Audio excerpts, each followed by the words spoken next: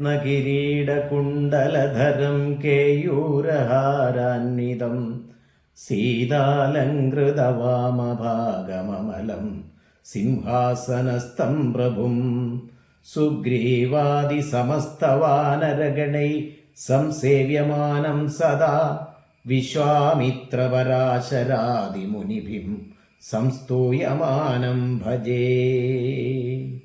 ഹരേ രാമ രാമ രാമ ഹരേ ഹരേ, ഹരേ കൃഷ്ണ കൃഷ്ണ കൃഷ്ണ ഹരേ ഹരേ.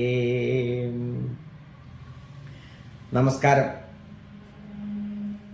നമ്മുടെ ഈ വർഷത്തെ രാമായണ മാസം ആരംഭിക്കുകയാണ്.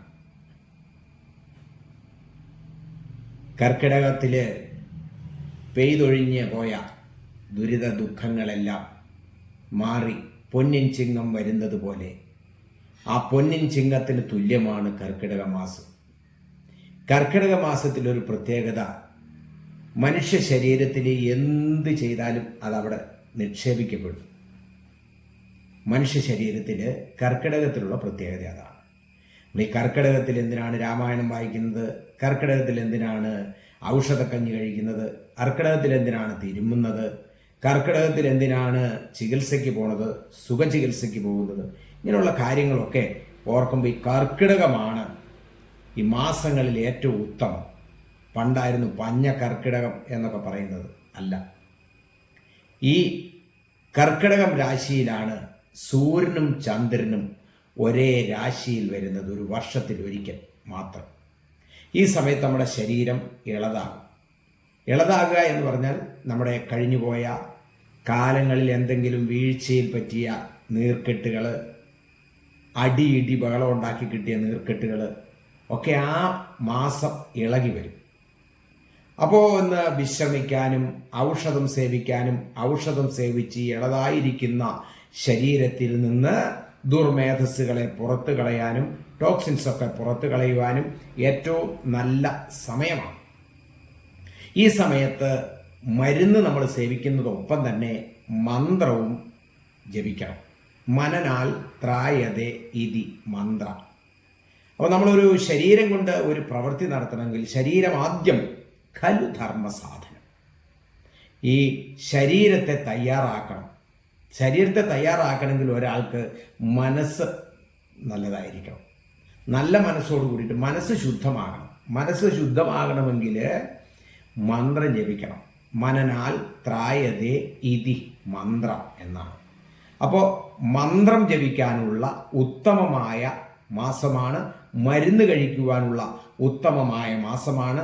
റീഫ്രഷ് ചെയ്യുവാനുള്ള ഏറ്റവും നല്ല സമയമാണ്. അതുകൊണ്ടാണ് കർക്കിടകം 12 മാസങ്ങളിൽ ഏറ്റവും ശ്രേഷ്ഠമാണ്. ഇപ്പോൾ നമ്മൾ ഏതെങ്കിലും ഒരു കാര്യം ചെയ്താൽ അത് നമ്മുടെ ജീവിതത്തിൽ, നമ്മുടെ ലോങ് ലൈഫിൽ ഡെപ്പോസിറ്റ് ആയിരിക്കും. 1,00,000 രൂപ ഇട്ടാൽ ഇപ്പോഴത്തെ അവസ്ഥ, ബാങ്കുകളുടെ അവസ്ഥ അനുസരിച്ച് ചില ബാങ്കിൽ നിന്ന് കിട്ടിയെങ്കിലായി, കിട്ടിയില്ലെങ്കിലായി. അങ്ങനെ ലക്ഷങ്ങൾ പോയവരുണ്ട്, ജീവിതം അവസാനിപ്പിച്ചവരുണ്ട്. പക്ഷേ ഇതങ്ങനെയല്ല. കർക്കിടകത്തിൽ നമ്മുടെ കാരണവന്മാർ, നമ്മുടെ ഗുരുക്കന്മാർ ഒക്കെ നമുക്ക് ഉപദേശിച്ച് തന്നതുപോലെ നമ്മൾ മരുന്നും മന്ത്രവുമായി ഇരിക്കുക. അപ്പോൾ മരുന്ന് സേവിക്കുക കർക്കിടകത്തിൽ. അതുപോലെ തന്നെ വ്യായാമം ചെയ്യുക, ശരീരത്തെ റീഫ്രഷ് ചെയ്യുക. അതിന് പകുതി ഭാഗമാണ് മന്ത്രം. മന്ത്രം ജപിക്കുമ്പോൾ ഏതാണ് നല്ലത്? ഉപനിഷത്ത് മന്ത്രം ജപിക്കുന്നതാണ്.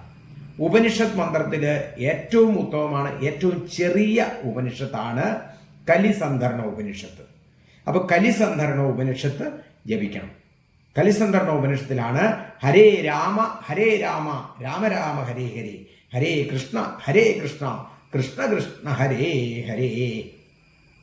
ഈ മന്ത്രം രാജ്യത്തുള്ളവരും ആ രാജ്യത്തെ മുഴുവൻ ജനങ്ങളും ജപിക്കട്ടെ എന്ന് വിചാരിച്ചിട്ടാണ് തൻ്റെ പുത്രന് കാത്തിരുന്ന് വഴിപാടുകളൊക്കെ കഴിച്ച് പ്രാർത്ഥനയോട് കൂടിയിട്ട് യാഗങ്ങളുമൊക്കെ നടത്തി യജ്ഞങ്ങളുമൊക്കെ നടത്തി ലഭിച്ച പുത്രനിട്ട പേര് കലിസന്ധരണ ഉപനിഷത്തിലെ മന്ത്രമാണ്.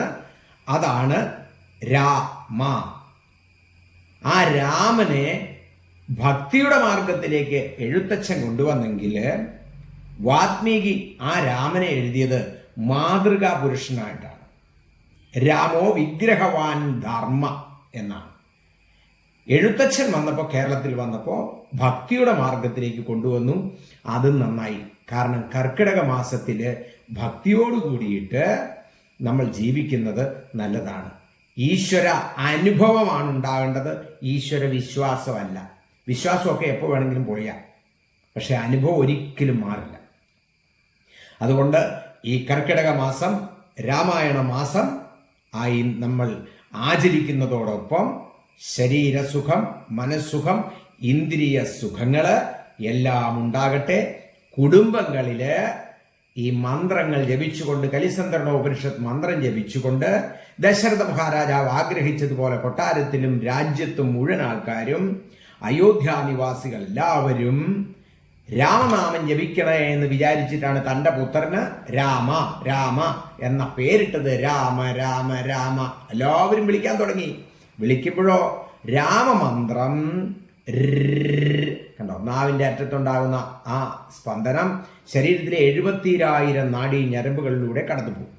അങ്ങനെ ഓരോ വ്യക്തിക്കും അതിൻ്റെ നന്മയുണ്ടാകുവാൻ വേണ്ടിയിട്ടാണ് നമ്മളുടെ ഈ കർക്കിടക മാസം പണ്ട് മുതലേ വെറുതെ ഇരിക്കുന്നവർക്ക് വായിക്കാനോ, ഒരു തൊഴിലും ഇല്ലാത്തതുകൊണ്ട് വായിക്കാനോ, മറ്റൊരു കാര്യവും ചെയ്യാനില്ലാത്തത് കൊണ്ട് ചെയ്തോട്ടെ എന്ന് വിചാരിച്ച് വെച്ചിരിക്കുന്നതല്ല രാമായണ വായന. രാമായണം എന്ന് പറഞ്ഞാൽ രാമായണം എവിടുത്തെ മനസ്സിലെ അന്ധകാരത്തെ മാറ്റുന്നതിനുള്ളതാണ്. ആയുരാരോഗ്യ സൗഖ്യം ലഭിക്കുവാൻ ഏറ്റവും ഉത്തമമാണ് കർക്കിടക മാസവും രാമായണ പാരായണവും. അതുകൊണ്ട് നമുക്ക് കർക്കിടകം 1 മുതൽ നമുക്ക് രാമായണ പാരായണം